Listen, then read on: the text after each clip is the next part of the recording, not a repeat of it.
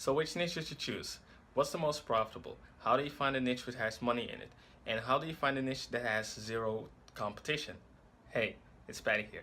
In today's video, I'm going to show you how to properly choose a niche for your consulting business and the actual correct way to look at things like competition, profitability, and more.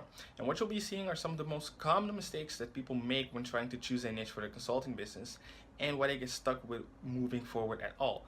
And what you'll also be learning is how to exactly avoid all of those things and have a proper way of choosing your consulting niche, which comes down to just mastering 6 steps, which I'll be showing you throughout this video, so that you by the end of this video have a way to actually choose your niche and be able to implement it directly. So without wasting any time, let's hop straight into this. Okay, we're inside the computer right now, and like I mentioned, we're going to talk about how to properly select a niche for your consulting business. Now, before we go any further, I need you to understand why it's important to have a niche at all. You need to have people to speak to. That's why you need a niche. Okay? Your niche or your market or your audience or whatever you want to call it, it defines who your products and services are for. So if you don't have that, then who are you actually selling to? In other words, without a niche, your consulting business is going to fail, and that's very simple logic, and quite frankly, it's nothing real new right there. Now, when it comes to actually choosing a niche, most people focus on this. Is there low competition? And the train of thought with this is, of course, that it's easier to make money with less competition. And while that in and of itself is true to a certain extent, the important thing to realize foremost is that when you want to enter a niche and you know or find out that there is a lot of competition, or it doesn't really matter what the amount is actually, then it's all the more reason for you to be in that niche. Because the reason your competitors are there at all means that there's money to be made in that niche, and that's what it comes down to.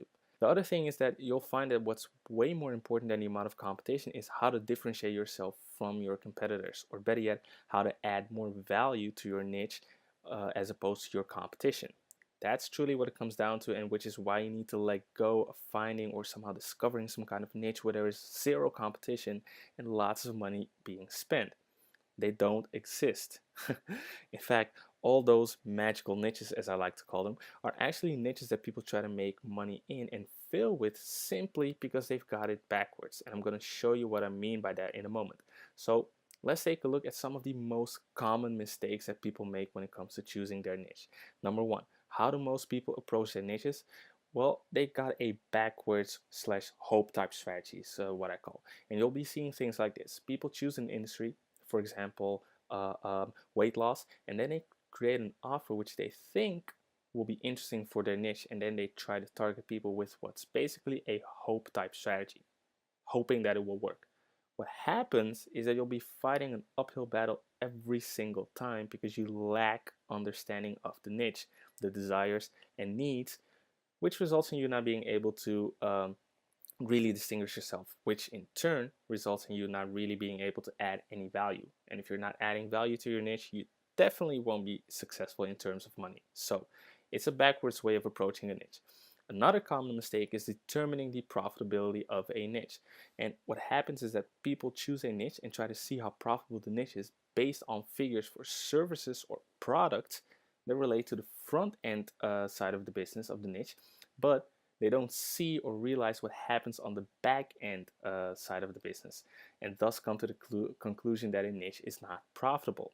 So let me use an example. So weight loss might be chosen as a niche, and you might see businesses within this niche with prices like $20 for products X or service Y. So those businesses make $20 per customer or client, whatever you want to call it. Now, let's say that you're doing consulting to help a business in that niche land more clients, and you have a $1,000 per month consulting offer. You might be thinking that, oh, with low prices like they have here, how can the niche actually be profitable at all, right? It doesn't seem to be profitable at all. So the line of thought here is that that's being followed is because of looking solely at what's happening here at the front end, but totally missing what's happening at the back end. And I'm going to show you just how dramatic of an impact it has on determining the profitability of a niche, and ultimately also the impact it has on your entire niche selection. So on the front end, the business in our example would need you to bring in about 50 customers or clients for the 1K investment to just break even. So and that's based on the $20 per client. So for you, it could be a little bit hard to justify the value you bring in based on these front end earnings. That's why you also say that it's not profitable. So the ROI just isn't too great. It will make your sales conversation eventually a lot harder. Now, when you look at the back end, and this starts from the moment those clients will be brought into the business, the questions you need to ask yourselves are, how long do those clients or customers stay with that business? And how much money does that business make from those customers during the entire time they're there? In other words, what is the long-term value of the business? That right there is the key difference. Okay, so let's put some numbers to this so you can see this a little bit more clearly. So you have your consulting offer for 1K per month, and the business has a front end price of $20 per month per client. So every month you'll have to bring in 50 customers for that business to break even on the 1K investment. Now, let's say that on the back end, once a year, this business upsells the client with a $100 offer, and that people stay with this business for, let's say, about 2 years. Right there, this business has, well, for 2 years, it has a value of $480 per customer. But in total, if you count the upsells that we just used for this example, it has a total value of $680 per customer. That's the long-term value. Now, in other words, for that 1K investment that he makes in your consulting offer, every single client, customer that comes out of that is worth $680 to that business. Multiply this by 50, by the 50 customers that you would need to bring in, and you get a long-term value of $34,000. This right here is a 34x ROI for every 1K from your consulting offer. This drastically changes your entire sales conversation, and it's how you want to determine the profitability of a niche. Because the whole thing is, if you just focus on the front end, you'll never really see how profitable the niche is. Now, of course, on the one hand, this number right here can be pretty steep if you're doing this type of consulting, and well, it's definitely not impossible, but it's just a pretty steep number right there. But the entire point that I'm trying to make here is not to focus on this number per se, but more so to see how to determine if a niche is profitable, and not just simply looking at what's happening here on the front, but also looking at the things that are happening at the backside. Because on the back end, with every single business on this planet, that's where most of the money is being made. Okay, maybe not every single business, but definitely most businesses in the world. And when you look at things from this perspective, you're gonna see that this niche is a lot more profitable than it might have appeared in the beginning. This is also why businesses like barbershops can even be interesting if you're doing this type of consulting like we're using in this example, because businesses like that have a high long-term value. I mean, just think about it. How often do you change your barber? And this is really an important aspect to look at when you look at businesses in your niche. Now, having looked at these things, and like I mentioned before, you want to avoid the struggles that people go through. I want to show you this 6-step niche selection method that I mentioned earlier, which is really what makes a difference. And I definitely recommend you using this type of approach when it comes to doing your niche selection. So number one, you want to grab a list of industries or markets, whatever you want to call it. And this step, really, I don't want you to think about it too long. A lot of people start thinking about it too long and they don't move forward. And what you want to do is the complete opposite. You want to be done with it very quickly. So you just want to grab a list and just choose a niche to move forward through. And people think they get stuck because they want the niche to be perfect or good, or thinking that they have to be stuck with that certain niche forever, and then they become indecisive. And the result, you don't get anywhere. Look, it doesn't matter what niche you choose right now, because you can always change that later on. The important thing right now is to move forward by just choosing one. And if you need some ideas, I've left a link down below with an overview of the most profitable niches right now. So definitely be sure to grab that if you need some ideas to help yourself out. Now, moving forward, step number 2. What you want to do is you want to research your niche and focus on the big problems that are happening in that industry. And you also want to focus on who exactly are having these problems and what they desire. And keep in mind, the bigger the problem, the more impact it has on the business when solved. Thus, the more valuable it is to the business to solve it. In other words, the bigger the problem, the more you can charge for your services. And like I mentioned before, what you want to do is don't simply let me give an example. So what most people do is they choose a niche and they say like, okay, I'm going to go in weight loss, and I'm going to do weight loss consulting for, I don't know, women, for example.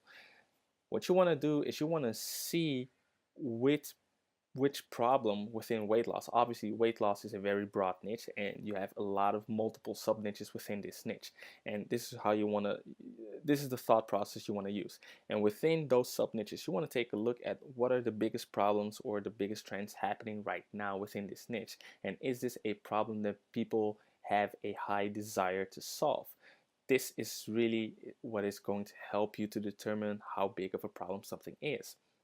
So that's really when what you want to look at. And then second step is not just think like, okay, oh, this is for women. No, you want to really narrow it down. You want to have it something like, for example, women, housewives between the ages of 30 and 50 who want to have a bigger backside. You know, something like that. You just want to be very specific on who it is and what they truly desire. So what is the outcome that they're looking for? What do they want to achieve with having bigger butts? You know, for in this example, okay? So that's really the thought process you want to use. Now, step 3, you want to match what you find from your research against your current skills and expertise. And what you want to do is determine if you have what you need right now to solve set problems, or if you need to acquire new skills or knowledge to do so. Pretty simple right there. Now, the next step is you want to craft an offer to solve the problem and determine the profitability of the niche. After matching the problems to your skills and expertise, you want to see how you can get your niche the desired results as fast as possible. That's really what you want to have within your offer. At the same time, you want to determine how profitable the niche is, as you've seen in this video, and not just look at the front end, but also look at the back end. So for example, what could you also profit from in that niche? Or if you go by the example of the consulting offer that we use in this video, what is that business making, or how long do the customers stay with that business, and how much money does the business make over the entire time that they're there? You really want to look at the back end as well when you craft your offer. And one of the most important things of your offer, or should I say, a couple of things are very important for your offers, is you want to be very clear as in what exactly it is that you're going to do for your niche, how that's going to help them, and you want to have a timeline preferably. So you want to be able to state as to when they might be able to see the expected results, or the better yet, the desired results. You know, they have a certain outcome in mind. When can they expect to meet that? That's really how you create an offer which brings people profounding results. The next step is you want to formulate a value message. So when you follow these steps, you'll be able to formulate a value message towards your niche that will make you stand out from your competitors. And this message consists of the outcome of your niche research combined with your offer. So your solution to the people who are dealing with a certain problem in the industry that you've chosen. And this value message is also what's going to help you to engage with people. I talk a little bit more about this in another video that I've made, which goes about how you can properly gather leads for your consulting business. I'll leave a link down below so you can check out those videos as well. Definitely be sure to follow that. And the last but not least is to take action on your selection. Look, you can do your niche research, you can do all of these steps that I've mentioned right now, but if you don't actually take action on it, you're not going to move the needle anywhere. So that's why I mentioned this as a last step. You definitely want to take action on what you have. And there you have it. This 6-step method is very simple, yet it's very effective process to go through your niche selection.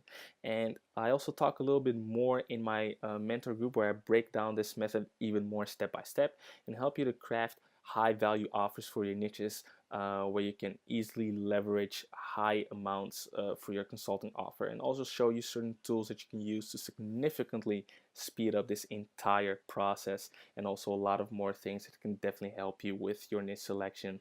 I'll leave a link down below so you can check that out as well if you want to be part of the mentor group to really speed up your process so you can really get your consulting business moving further. But for now, this is what I got for you on properly choosing a niche for your consulting business. If you like this video and want more cool videos like this, be sure to hit that subscribe button and the notification button so you can get instant notification whenever I put out a new video.